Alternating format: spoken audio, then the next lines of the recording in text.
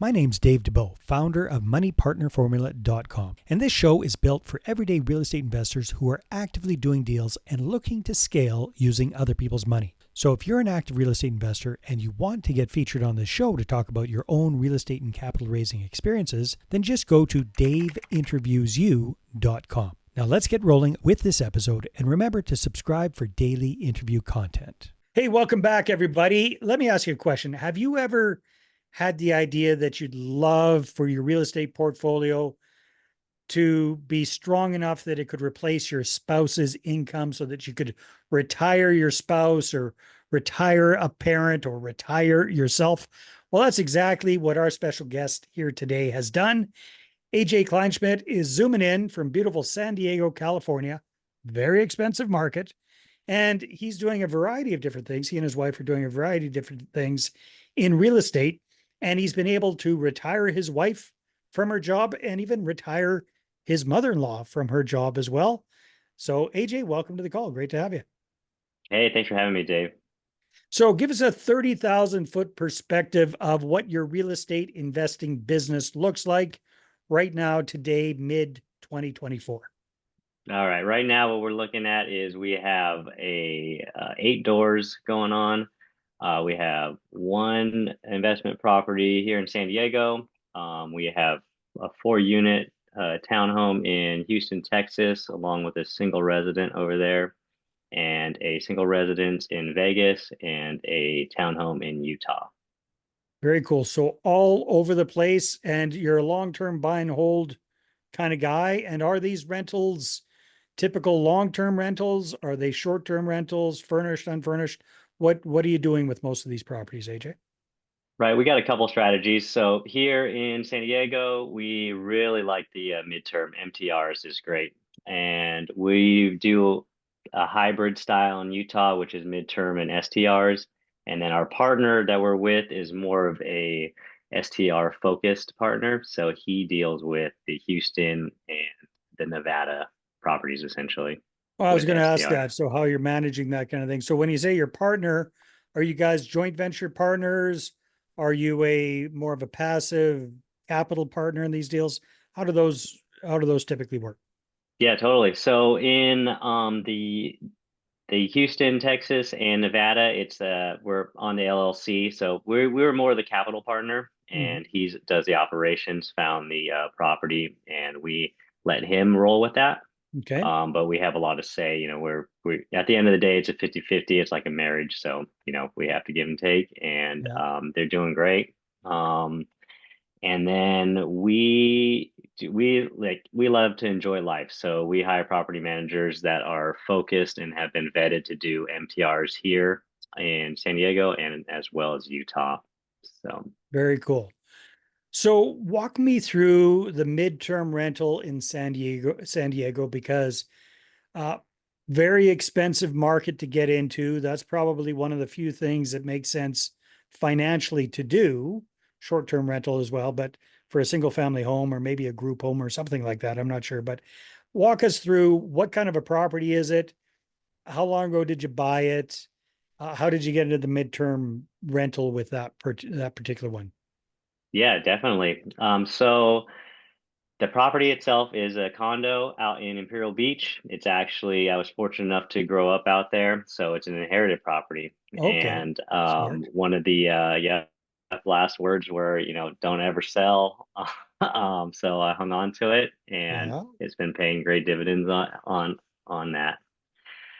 So what happened is we were long terming it when we bought our primary residence out here in San Diego, Mhm. and it was just basically great referrals, friends and family, vetted extended friends, and then started getting more involved into real estate. Mhm. And Jesse Vasquez, a great MTR influencer. I went to his seminar that he had going on, and it was off to the races for the MTRs. We were all about it. We spent the cash to get some furniture. We were at first doing our own, operations and calling hospitals, trying to get travel professionals. I work in the DoD system, so I was trying to find housing providers, and eventually, I just reached out in the Sorry, community dumb and question. DOD system, what does that stand for? oh, Department of Defense. So Got with it. yep, military. Good. Well, No we're worries. Canadian. We don't have much of a military up here. It's all good. Yep. Yep. Yeah. San Diego's super big military town. So Yeah, for sure.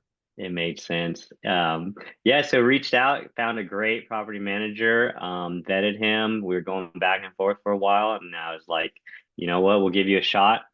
And Love the is this setup. property manager focused on midterm rentals or just kind of all He, kinds of rentals? yep, he is. He's focused on midterm rentals. Cool. He's out here in San Diego essentially, and he's pretty focused on coastal areas. And he has a great resource to get government contractors or DoD employees.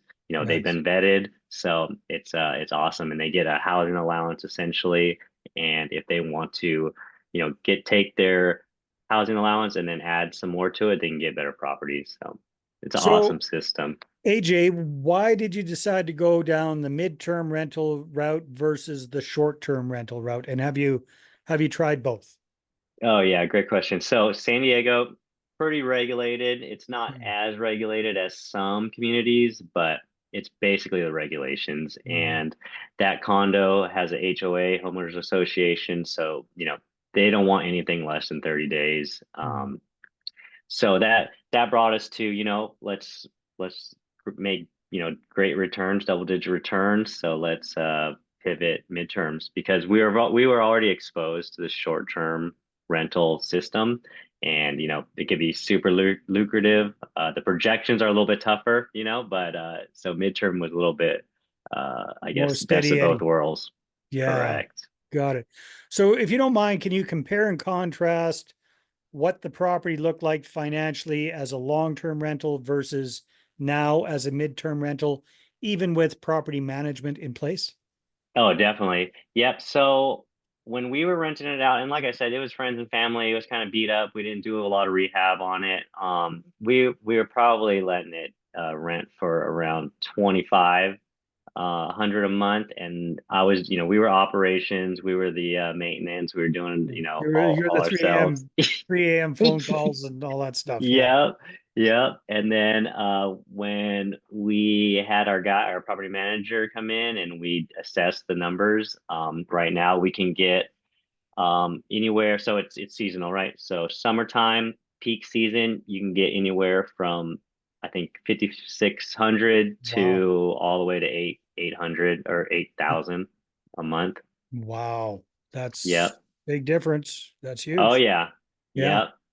Yeah. So, and Mm. then right before we did this thing, or switched, we rehabbed it, made it, more luxurious or more, A a little bit little bit more high better end. than Yeah. exactly. Yeah. Yeah. Because, it's in the beach city, so you might as well. And we knew it was going to end up paying back in the long run. So, we took that Probably didn't risk. take too long with those kind of rents, that's for sure. So, what's the typical stay in your experience for a midterm rental? Like, how long does the average tenant stay in it for? So right now they'll usually start at 3 months and then it'll go, they'll try to extend, or maybe our property manager will lock another contractor in for another maybe 3 to 6 months. Perfect. What happens is sometimes there's like anything, they want to reserve it, they're gonna lock in a lease, and then all of a sudden they get like change orders or something, and we've actually pivoted and picked up an insurance claim. So, people that are displaced unfortunately from their home due to, Yeah. a hazard, a flood, they'll book with us and they'll stay for a month initially, and just like everything, in the world, it'll probably take Takes more than longer. a month. Yeah, so they'll end up extending, and right now it's been working out. No, that's cool. Do you ever find any gaps? Like, do you have a month or two where it's vacant kind of thing, especially in low or shoulder seasons? Right now, so we have not. Good. We've been super fortunate. They like the gaps are probably those sticky 3 weeks where Mm. you don't want to push it. You don't want HOA. You want to be super ethical and just don't Compliant. risk it. Yeah. Yeah. Yeah, you got a great thing going, so Now, it's pretty awesome. do your midterm tenants, do they have a change of plans like that fairly consistently, or is it usually pretty good? If they So lock in for far, 3 months, they're in for 3 months. Pretty much, yeah. So for the most part, I mean, honestly, it's like anything. Like you can't really tell. So we had one tenant locked in for 3 months, and they had some sort of medical conditions, and they had to go back to their home state. And Yeah. we're not going to hold them super. Yeah, Yeah. but you just pivot with it. You never know. But so far, yep, people stick to their plans, and it's government contracts. They're usually there for a while, and it's lucrative for them. So we just work with that. So I'm familiar with management companies for multifamily properties, even single family properties, regular long-term type rentals. For these kind of midterm rentals, what kind of fees do managers typically charge? Yeah, so I've seen a couple different ones just because so we have, a different manager in Utah and a different one here in San Diego. So San Diego, it's pretty much about 10% Mhm. from the rent. That's pretty And reasonable. Yeah. yeah, it's not too bad because if you think about it, once they have their connections and resources, they just got to fill those 3 and 6 month gaps Yeah. or I guess contracts. So yeah, so he doesn't charge too much, and we caught him early on when he was pretty new, and I don't know what his fees are now, so I think uh I think the way he's exploding and scaling, I think he can charge a little bit more honestly, but we have Yeah. a great relationship. Well, that's And perfect. then yep, and then Utah is he's a pretty good what am I trying to say? How he made his contract is pretty awesome. So he wants to help the owners, and he gets all of your front end costs, the PITI and all your expenses because you're paying for, utilities.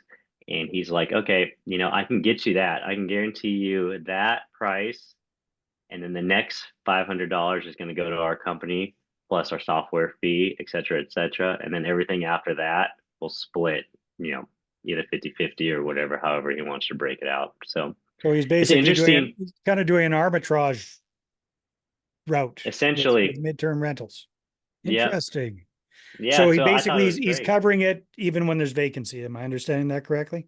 Essentially, yes. Yeah. So he's you're getting less of of the profit, but you're getting more stability because even if it's vacant for a month, the other guy's going to be covering your hard costs. Am I understanding that correctly? Exactly. Yes. Okay. And then that one's a hybrid blend. So you also get the STR in there. So Okay, that you are one's a able to little, do yeah, short-term yeah. That one's a rentals. little more rolly for the seasonal, and we're Mm, still, tracking the projections, but it's been going pretty good. I that's mean, good. we're in the green, so it's awesome. That is awesome. Well, speaking of awesome, it sounds like you've been able to retire your wife and your mother-in-law and help out family, I believe, in the Philippines. So I'm assuming your wife is Filipino. Is that correct? Yeah, that's Nice. correct. Yeah, But definitely. Yeah, mom-in-law is here in the States. she is. Yeah, right Okay, around good. the corner. So Gam Gam helps out. We have a 3-year-old daughter, and yeah. Yeah, Lauren, so my wife Lauren, she was a chemist scientist, and it Oh, was just taking so much of her time. And we want to be more with family, of course. So we ran the numbers and we're like, yeah, we can do it. And we want to mm, get more involved in real estate. So she's a realtor out here in San nice. Diego too. So Very good. And then now you've got built-in childcare with your mother-in-law, and you've been able to help her focus on that. And I'm sure she's much happier doing that than whatever she was doing before. yeah, she is. It was just, the 9 to 5, the grind. So I Yeah. mean, we all felt it. So if there was any way we can, get more hours for her to be with our, daughter, then whatever it Win, win, takes. win. Yeah, most It definitely. is. So AJ, what are your plans for the next 12 to 24 months? Where do you guys see your investing business going? Yeah, definitely. So right now it's like any probably a lot of buy and holders that you talk to is, you buy and then you hold and you kind of run out of capital. You can't Yeah. buy anymore, right? Yep. Yep. So we're grinding right now. We're getting more into like Pace's community with the creative finance and the Gator community, and we're looking to we lend out cash. We're private money lenders, or we get involved with deals such as that. And then Lauren is out there hustling, grinding away, making commissions. So we're looking to scale. By that, I just mean, probably we're trying to learn more about partnerships and how to get involved in more deals so that our portfolio can grow. So what kind of properties are you going to be looking for more of? Right now, our bread and butter is single family homes and townhomes, only because that's what we know. Yeah. I would Well, love if to you're doing the scale. midterm rental idea, it seems to be working quite well. What kind of markets are you looking to buy more properties in? Because it looks like you're in several different markets right now. Right. So we started off just in investing in places that we love to visit. We're probably going to continue that, but we also enjoy states that are more landlord friendly, of course. And I mean, as you probably know, if you follow the market, it's pretty tough to get invested here in San Diego. So that's Yeah. why, we just look in different states. And if people are running great programs, we'd like to get involved on that. Yeah. Very, very cool. Well, this has been great, AJ. If people would like to connect with you and find out more about what you're doing, if you only had one place to send them, where would you recommend they go? I'd probably start with Instagram. It's probably the easiest for me. You can find me you can search my name, AJ Kleinschmidt. I know it's tough to spell. You can look up my handle. It's AYay right now. So that's AYEYAAAY. So AYay. There you go. Awesome. Well, hey, Yeah. keep up the good work. Congratulations on retiring your wife and your mother-in-law and everything that you guys are up to. Hey, thanks a lot. Appreciate it. Great chatting with you. Likewise. All right, everybody, take care, and we will see you on the next episode. Hey there, I really hope you enjoyed that episode. And as always, if you want to listen to more daily interview content, make sure you subscribe. And if you're an active real estate investor and you're doing deals and you'd like to get featured on this show, then just head over to daveinterviewyou.com. Now, at moneypartnerformula.com, we help real estate investors to create a process for predictably getting capital so they can do more deals without relying on hard money lenders or the banks. We do this by building them a private capital marketing system. Now, if you want help turning yourself into a big money capital attraction machine, then book a call with our team to see how we can help. Just visit moneypartnerformula.com to find out more. All right, take care, and we'll see you on the next interview.